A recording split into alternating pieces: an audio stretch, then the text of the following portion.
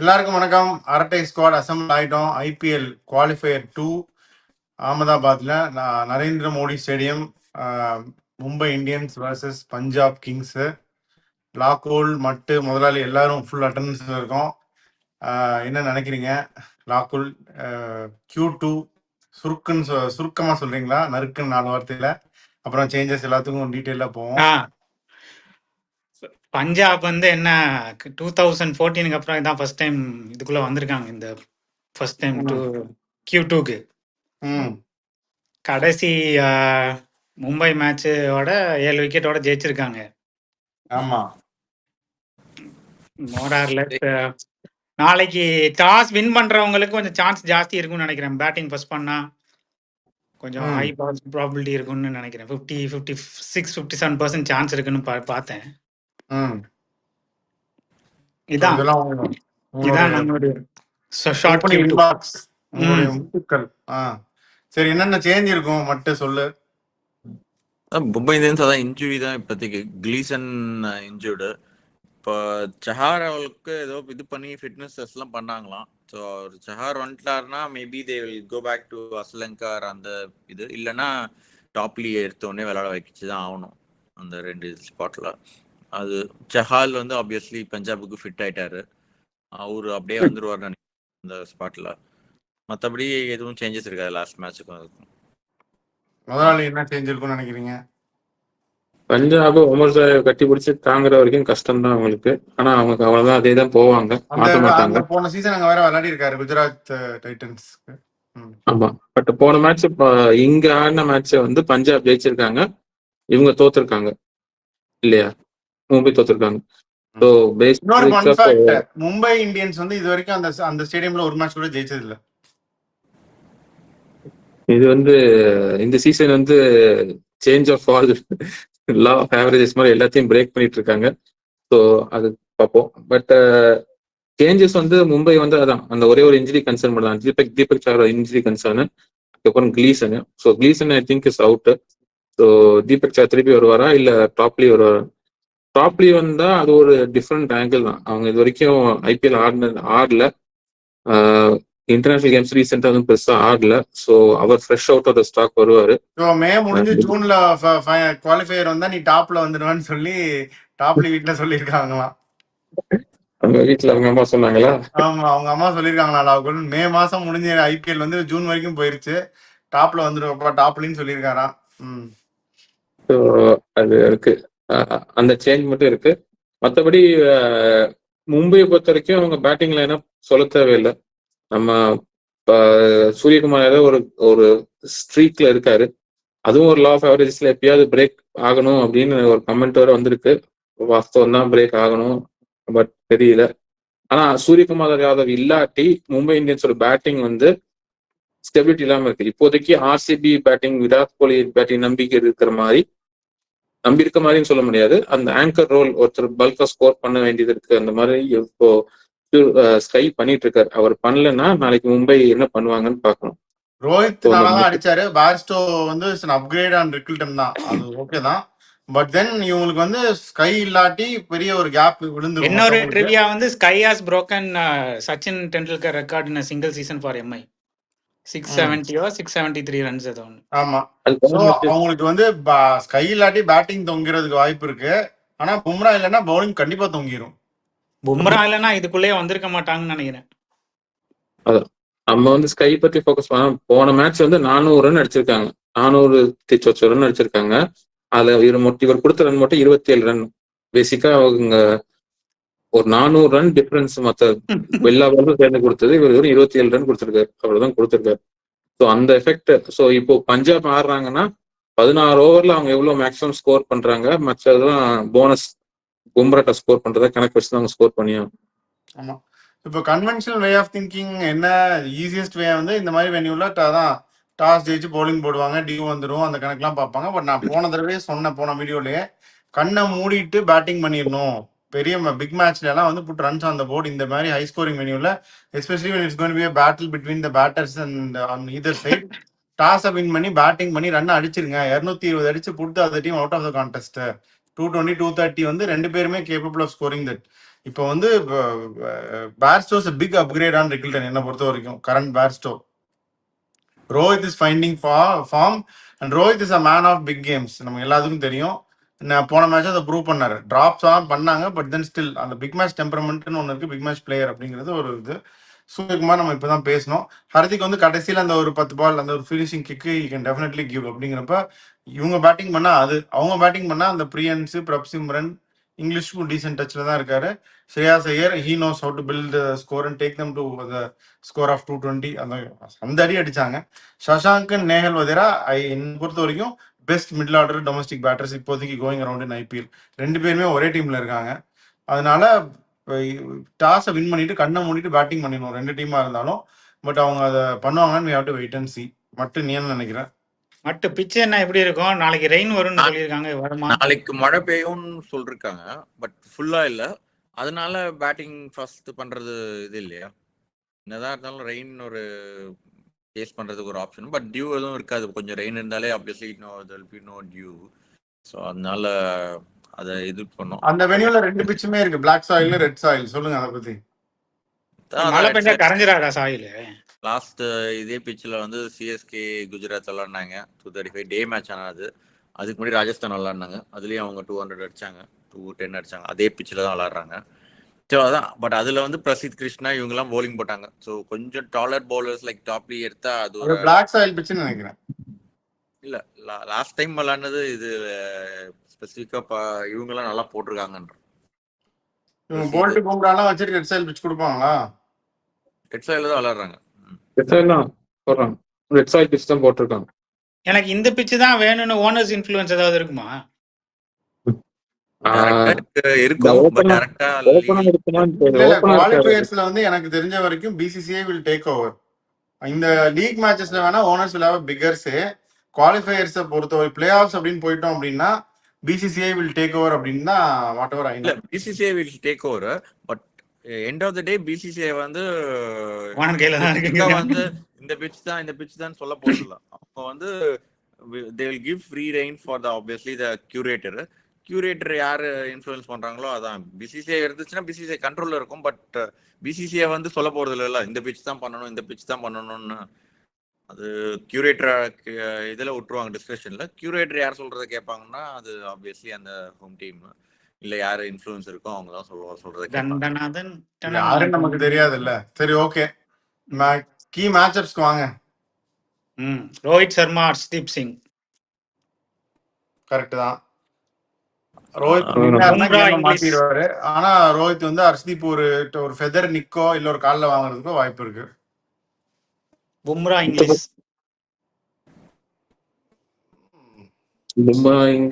இருக்கு. அதோட முக்கியமா போல்ட், பிரப்சிமன் சிங், பிரியன் ஷாரியா அவங்க எப்படி போல்ட் ஹேண்டில் பண்றாங்கன்றதான். போன மேட்ச்ல அடிச்சு விட்டாங்க, இந்த மேட்ச்ல தெரியல, பார்ப்போம். அதேதான் நானும் சொல்றேன். பிரப்சிமன் சிங், பிரியன் ஷாரியா வந்து ஓரளவுக்கு ஸ்டார்ட் கொடுத்தாதான் அது எப்படி சொல்றது, இங்கிலீஷ் ஸ்ரேயாஸ் ஐயர்லாம் வந்து அதை கண்டினியூ பண்ற மாதிரி இருந்தா அதான் அவங்களுக்கு பெட்டர். ஸோ லைக் இந்த தடவை ஆனால் ஃப்ரண்ட் லோட் பண்ணுவாங்களா பும்ராவன்னு தெரியாது, ஏன்னா இது லைனப்ல. ஸோ ஐ திங்க் அதனால அந்த போன தடவை கம்ப்ளீட்டா டேக் டவுன் பண்ணாரு பிரியன் ஷாரியா. பிரப்சிமன் சிங் வந்து பும்ராவெல்லாம் சும்மா டவுன் த ட்ராக் வந்து ஐ திங்க் ஒரு தடவை கேட்ச் ட்ராப் பண்ணி அடுத்த அதே இதில் அவுட் ஆனாரு. ஸோ கொஞ்சம் அக்ரெசிவாக தான் போனாங்க.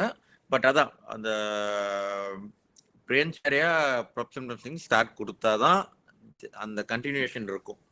அதை நான் அப்படியே எக்ஸ்டெண்ட் பண்றேன். அதுல ஒரு டாக்டிக்கல் பாயிண்ட்டும் இருக்கு. இவங்க ஸ்டார்ட் கொடுத்து 6 ஓவர் தாண்டிட்டாங்கன்னா get out of the power play without wicket loss அப்படின்னா that delay the entry point of Santner.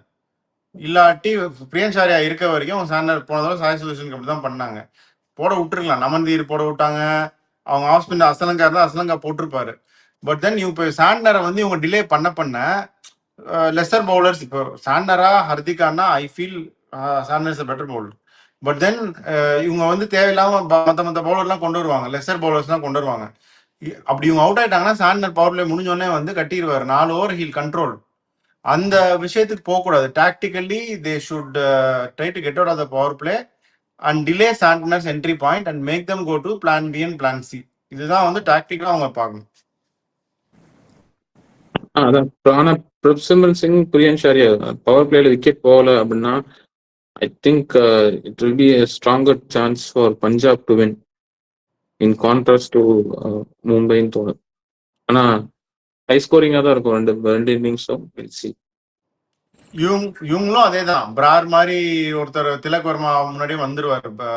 Power play முடிஞ்சிருச்சு, ஸ்பின்னர்ஸ் ஆப்ரேட் பண்றாங்க, சஹல் அண்ட் பிரார் ஆப்ரேட் பண்றாங்கன்னா திலக் மைண்ட் கிட்ட promotion ahead of SKY even.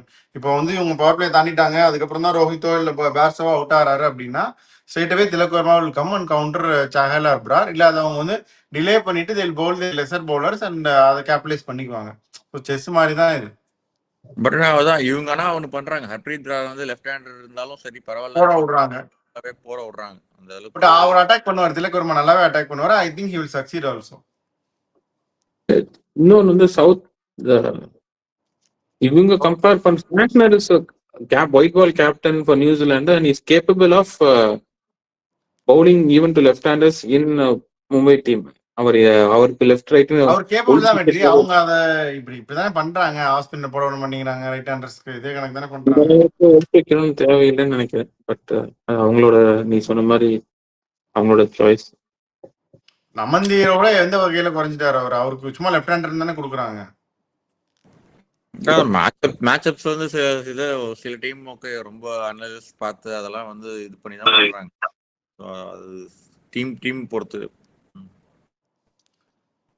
அதான். ஸோ நம்ம வேற ஏதாவது கீ மேட்சப் விட்டுருக்கோமா லாகுல்? எல்லாத்தையும் ஓரளவுக்கு அலசி ஆராய்ஞ்சு பாரு என்னது பண்ணிட்டோம். சஹல் போட்டாருன்னா சஹல் சூரியகுமார் யாதவ் அதே தான். குல்தீப் சூரியகுமார் யாதவ் சொன்ன மாதிரி தான். அவர் வந்து outside off stump Chahal போட்டாலும் வளைச்ச ஒரு ஃபைன் லெக் ஸ்கொயர் லெக் தான் அடிப்பாரு சூரியகுமார். அவர் பெருசாக ஸ்விட்சிட்டு ஆட மாட்டான்றதுனால காலை போட்டு ஸ்வீப்பு பின்னாடி தான் நிறைய அடிப்பாரு. இல்ல வெளியே வந்து எக்ஸ்ட்ரா கவர் மேல தூக்கிடுவாரு. ஸோ எக்ஸ்ட்ரா கவர் மேல தூக்கும் போது இன்னும் வைடா போட்டு அங்க ஆஃப் சைட் பவுண்டரியில கேட்ச் வர ஒரு வாய்ப்பு இருக்கு.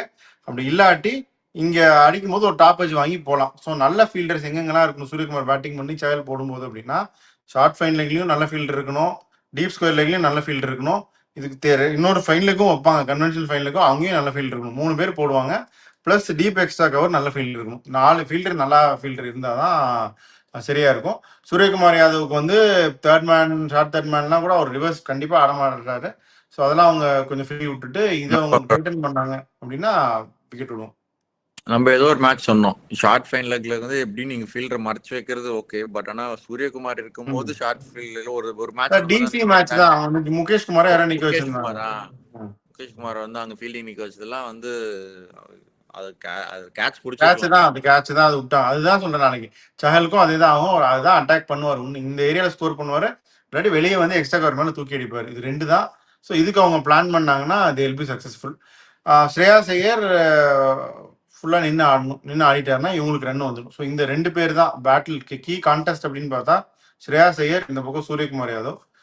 இதுல யாரு இந்த பேட்ல வின் பண்றவங்க டீம் வந்து I think will have a bigger impact அப்படின்னு நான் நினைக்கிறேன். என்ன லாகுல், சரிதானே? சரிதான். நம்ம ரோஹித் நின்னுட்டாருன்னா முடிஞ்சு போச்சுதான். ஒரு 6-7 ஓவர் வரைக்கும் நின்னுட்டாருன்னா கிழிச்சு விட்டுருவாரு. அவர் இந்த மாதிரி மேட்ச்ல எல்லாம் கிழிச்சு விட்டுருக்காரு. பார்ப்போம். அவங்க ஆமா, ரோஹித்தோட இன்ஃப்ளூயன்ஸ் வந்து கீ மேட்ச் இந்த பெரிய மேட்சஸ்ல இருக்கு. நாளைக்கு எப்படி அடிக்கிறான்னு பார்ப்போம். பட் இன்னொன்னு வந்து நம்ம பேசுனது எல்லாமே வந்து எல்லாரோட பாசிட்டிவ் டீம்ஸோட பாசிட்டிவ்ஸ் பத்தி பேசணும். பட் டீம்ஸோட நெகட்டிவ்ஸ் பார்த்தா உள்ள லூசன்ஸ் பார்த்தா நேற்று போன மேட்ச்ல ஒமர் சாய் பவுலிங் போட்டது, கைல் ஜேம்சன் பவுலிங் போட்டது. ஒமர் சாய் பவுலிங்ல நான் சொன்னேன், ப்ரீவியூலயே சொன்னேன். அதான் அவங்க போறது வந்து அது ஒரு நெகட்டிவ் இருக்கு.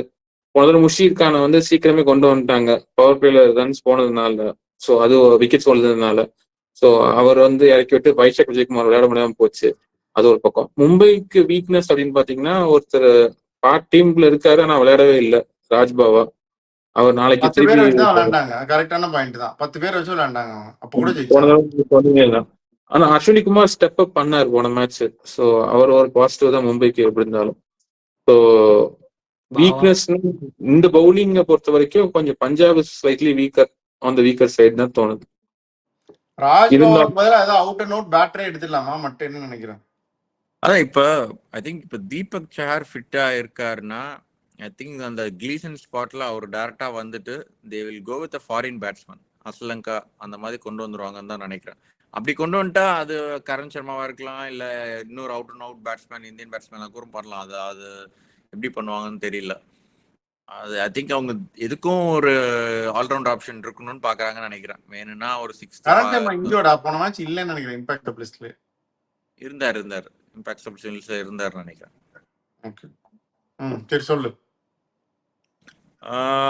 அதான் அந்த ஆப்ஷன் வந்து இப்போ மெயின் வந்து இப்போ தீபக் சஹர் விளாட்றாரா இல்லையா, அதை பொறுத்து அவங்களோட காம்பினேஷன்ஸ் சேஞ்ச் ஆகும். அவர் இல்லைன்னா they have to go for Topley அந்த ஃபாரின் ஸ்பாட்டு. ஸோ அதனால ஐ திங்க் இந்தியன் அதே அங்க ராஜன் வச்சிருப்பாங்கன்னு நினைக்கிறேன். ஏன்னா டாப்லயும் வந்து 2 ஓவர் போட்டு அவர் இன்ஜுரி ஆகி போடுறதுக்கும் வாய்ப்பு உண்டு. ஏன்னா இப்படி பார்த்தா போன தடவை தீபக் சஹர், இப்போ கிளீசன் இவங்கெல்லாம் விளாட்றாங்க. இந்த சீக்வன்ஸை ஃபில் பண்றதுக்கு சரியான ஆள் டாப்லி. அதான் அதனால டாப்ல வருவார். Good combination. இல்ல இப்போ ஹாம்ஸ்ட்ரிங் இன்ஜுரி வந்து எனக்கு தெரிஞ்சு கிரேட் 1 இன்ஜுரினாலும் மினிமம் 1 வீக் ஆகும்.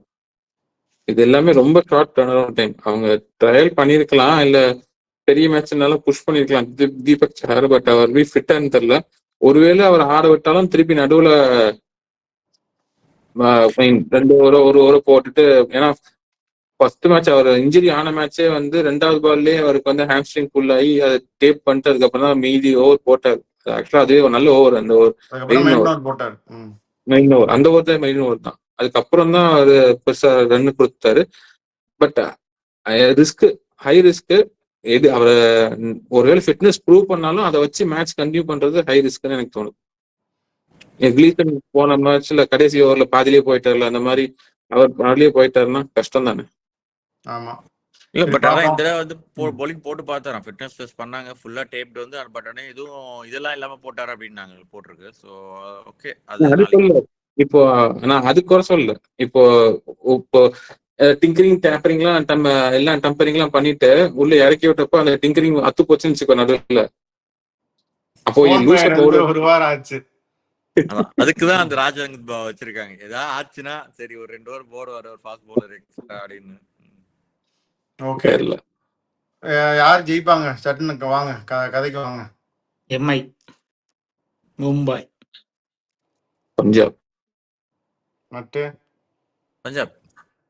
நானும் பஞ்சாப் தான் நினைக்கிறேன். ஏன்னா முதல்ல சொன்னேன் இது வரைக்கும் இந்த கிரவுண்ட்ல மும்பை ஜெயிச்சது இல்லை. சரி அதெல்லாம் விட்டுருங்க. பட் தென் மும்பை ஜெயிக்கிறது, ராகுல் நீ சொல்றது ஒரு வேலிட் பாயிண்ட் தான். மும்பை எக்ஸ்பீரியன்ஸ் பிளேயர்ஸ் எல்லாருமே IPL stars, T20 stars, they know how to win. They win previous winners. அது ரொம்ப முக்கியம் T20ல. அது இந்த மாதிரி பிக் கேம்ஸ்ல வந்து you should have that experience. அவங்க எல்லாத்துக்குமே அந்த பிக் கேம் எக்ஸ்பீரியன்ஸ் இருக்கு. They're all proven performers in T20. But எனக்கு என்னமோ இவங்களுக்கு அந்த ஹங்கர் அதிகமா இருக்கு, ஜெயிக்கணுங்கிற அந்த ஒரு வெறி வந்து பஞ்சாப்க்கு இன்னும் கொஞ்சம் எக்ஸ்ட்ரா இருக்கு இந்த வருஷம், especially with bonding. Shreyas wants to prove a point, bonding also wants to prove a point. அவங்க அந்த மேட்ச் தோத்ததே வந்து ரொம்ப அன்ஃபார்ச்சுனேட். இந்த வாட்டி ஐ திங்க் இந்த வென்யூ அவங்களுக்கு ரொம்பவே சூட் ஆகும்னு நான் நினைக்கிறேன். இந்த venue is just playing in the hands of பஞ்சாப்னு நினைக்கிறேன். போன மேட்ச் அடி வாங்க வேண்டியது மும்பை, பும்ரா மட்டும் இல்லைன்னா அடி வாங்கியிருப்பாங்க. 228 அடிச்சு அடி வாங்க வேண்டியது. இவங்களும் சளைச்சவங்களே கிடையாது. அதோட அதிகமாக better batting line up than Gujarat definitely. அப்படிங்கிறப்ப Mumbai may struggle, especially if their front line bowlers, அந்த தீபக் சஹர், அந்த கிளீசன், அந்த ஸ்பாட் ஒரு இது இருக்கு. போல்ட் வந்து விக்கெட் எடுக்கிறார் 1-2 அப்பப்போ. But is nowhere close to is best. நமக்கு தெரியும் Boult is nowhere close to is best. So அதனால பும்ரா அப்படிங்கிற ஒருத்தர் நம்பி தான் இருக்கு அந்த பவுலிங் லைனப். சாண்டர் வந்து அவங்க ரொம்ப டிஃபென்சிவ் ஆப்ஷனாக யூஸ் பண்றாங்க. இன்னும் ட்ரெஸ் பண்ணி இன்னும் அப்ஃப்ரண்டா லோட் பண்ணலாம், இல்லை க்ரூஷியல் ஓவர்ஸ் சாண்டர் கொடுக்கலாம். அது கொடுக்கறது இல்லை. Ashwini Kumar is doing well. But பார்ப்போம். இதில் நானும் எல்லாமே பார்த்துட்டேன் டீட்டெயிலாக. But I think somehow I feel Punjab will get through tomorrow. பச்சி சொல்லுதா பஞ்சாப் ஜெயிக்கணும்? ஆமா, பச்சி வடை எல்லாமே சேர்த்து தான் சொல்லுது. அதனால இங்க என்ன சொல்லுது அப்படின்னு இது பண்றோம். பட் தென் பார்க்கலாம் என்ன ஆகுதுன்னு. ஃபேண்டசிக்கு போலாமா? ரோஹித் சர்மா, ஸ்கை உடனே ஸ்கை. அடுத்து ஹர்திக் பாண்டியா. ஓகே, மும்பை சொன்னதுனால மும்பை எல்லாரும் எடுத்துட்டாரு. நான் பஞ்சாப் சொன்னதுனால நான் வந்து சொல்றேன். அப்படிங்கப்பா 3 6 சொல்லு மட்டு. எடு பும்ரா, விடு, கூச்சப்படாத. Bumrah, Harshdeep Singh, okay, I'll go with Chahal. Josh Inglis. Okay, நல்ல பிக்ஸ் தான். நான் போல்ட் எடுக்கிறேன். எக்ஸ்பென்சிவா இருக்கலாம், பட் தென் ஒரு விக்கெட்டோ 2 விக்கெட்டோ எடுக்கிற சான்ஸ் இருக்கு அதிகமா. ஸோ போல்ட் எடுத்துடலாம். அதுக்கப்புறம் சூரியகுமார் எடுக்கவே இல்லை யாரும் இன்னும். First sky. ஓகே, ஸ்கை எடுத்துட்டீங்க. ஓகே, திலக் வர்மாவும் எடுத்துடலாம். விட முடியாது இந்த மாதிரி பேட்டிங் விக்கெட்லாம். கண்டிப்பா அவரையும் ஃப்ரண்ட் அவுட் பண்ணுவாங்க. ஸோ திலக் வர்மா விட முடியாது. ஸோ போல்ட் திலக் வர்மா நான் சொல்றேன். பஞ்சாப் ஜெயிப்பாங்கன்னு சொல்லிட்டு 2 மும்பை எடுக்கிறேன்னு லாக்குல் கேட்பாரு. But still that's fine. Bairstow கூட பேஸ்டோவும் எடுக்கலாம். Bairstow is also excellent option. Keeper வேற, அது ஒரு கேட்ச் 2 கேட்ச் வரும், 5 பாயிண்ட். ஸோ அதனால பேஸ்டோவும் எடுங்க. இதான் எங்களுடைய பிக்ஸ் 12 பேர். ஸோ இதுல பார்த்து நீங்க எடுத்துக்கங்க. லாக்குல் வந்து மும்பை இந்தியன்ஸ் அப்படின்னு சொல்லிட்டாரு. மற்ற 3 பேரும் பஞ்சாப்னு ஃபீல் பண்றோம். ஸோ பார்க்கலாம். 2 பேருமே டிசர்விங் டீம்ஸ் தான். One of them unfortunately going to go home tomorrow. So அதை பற்றியும் நம்ம பேசுவோம் நாளைக்கு வந்து எங்கே வேர் இட் வென்ட் ராங், இல்லை ஹவு த டீம் என்னெல்லாம் கரெக்டாக பண்ணாங்க, இவங்க இதெல்லாம் தப்பாக பண்ணாங்க அப்படின்னு we will come back and reflect on that. So இவ்வளோ தான் என்னை பொறுத்த வரைக்கும். பாய்ஸ், நீங்கள் உங்களுடைய ஃபைனல் கமெண்ட் சொன்னீங்கன்னா we can sign off. அதான் இப்போ மார்ச் மாசம் ஆரம்பிச்சு 72 மேட்ச் ஆடி அதில் கொஞ்சம் பிரேக் விட்டு கடைசி 2 மேட்சுக்கு வந்துட்டோம். ஒரு வழியாக எண்ட் ஆஃப் த சீசனுக்கு வந்தாச்சு. பஞ்சாப் ஒரு நல்ல ஸ்டோரியோட இருக்காங்க ஹங்கர்னு. Mumbai back to trying to prove us champions again. ஒருவேளை பஞ்சாப் ஜெயிச்சா நியூ சேலஞ்சர்ஸ் அண்ட் மேலும் ஃபியூச்சர் சீசன்ஸ் கொஞ்சம் இன்ட்ரெஸ்டிங்கா இருக்கும். So anyway will be back with review of this match tomorrow. Will sign off with this your squad. By.